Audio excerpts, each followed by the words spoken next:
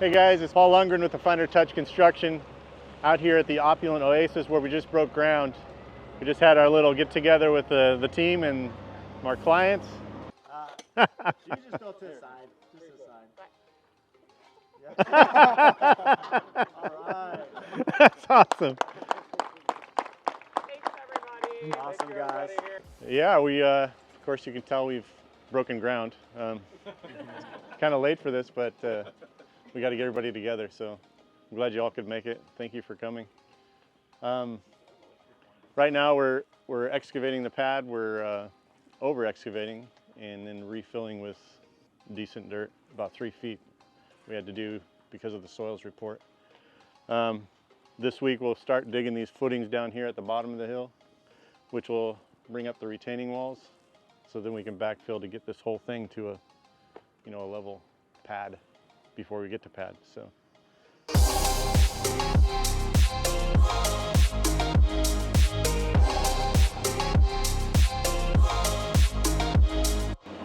This is to give you perspective of how tall this wall is going into the ground.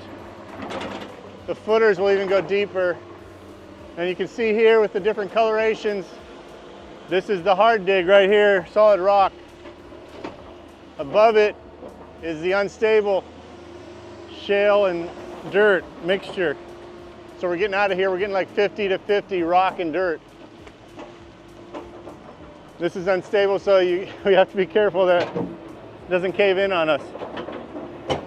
We've got solid stone below it, which we got to hammer through.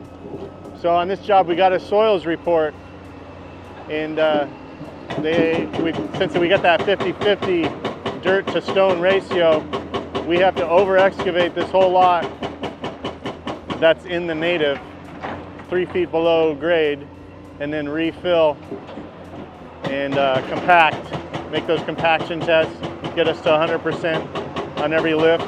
You want to get your soil to a compaction where you're not going to have settling issues, where you'll have cracks in houses, walls tilting.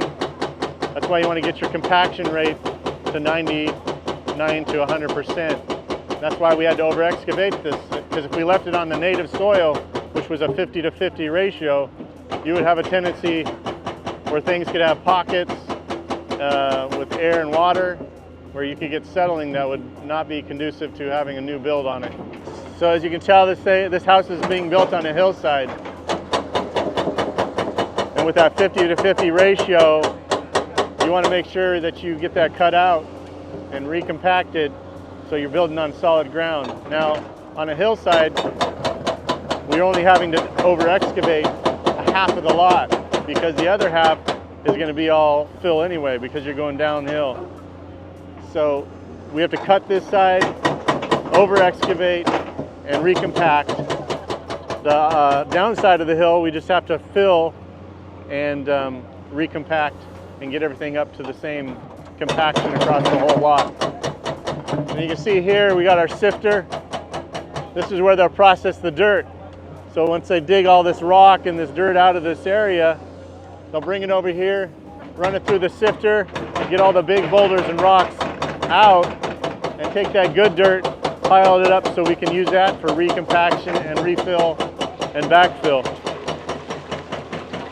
So now we're over here on the bottom side of the hillside, where we're gonna have to build up this whole lot with retaining walls. Down here we're gonna have these huge footings that are gonna be cut with the double wall in order for us to backfill and get this lot up level. As you can see next door, it's kind of an example of how you got to tier this hillside up to get the lot and pad up to the grade it's supposed to be at. So when we're getting ready to grade here, we will set benchmarks. We'll have a surveyor come out, and a lot of times there's a cap on the street which will give you a baseline benchmark, and they will verify that. And then they'll set a few benchmarks around the whole lot so they don't have to constantly go up to the cap on the street. And plus they'll set a benchmark that's actually the actual finished floor, so they can go off that finished floor plus or minus from the plans. I don't know if you guys can see it on camera, but you've got the points that we've set where the actual corners of walls are going to be. And the concrete guys have come out here and laid out with lines where they want to cut their footings. So these footings will be 6 to 7 feet down below this grade, and it'll be like a 2-foot footing, which will hold these massive retaining walls down below. They will dig this down 6 to 7 feet below this. They will pour a 2-foot footer that's 2 foot thick in that whole massive area that's lined out. And then we will start building walls on those and backfilling as we tier up. You have to stick around and keep watching if you want to see that stuff. Hey guys, I appreciate you spending some time with me out here at Opulent Oasis. I hope you guys keep tuning in and watch the progress of what's going to happen out here. Again, I'm Paul Lundgren, signing off. We'll see you next time.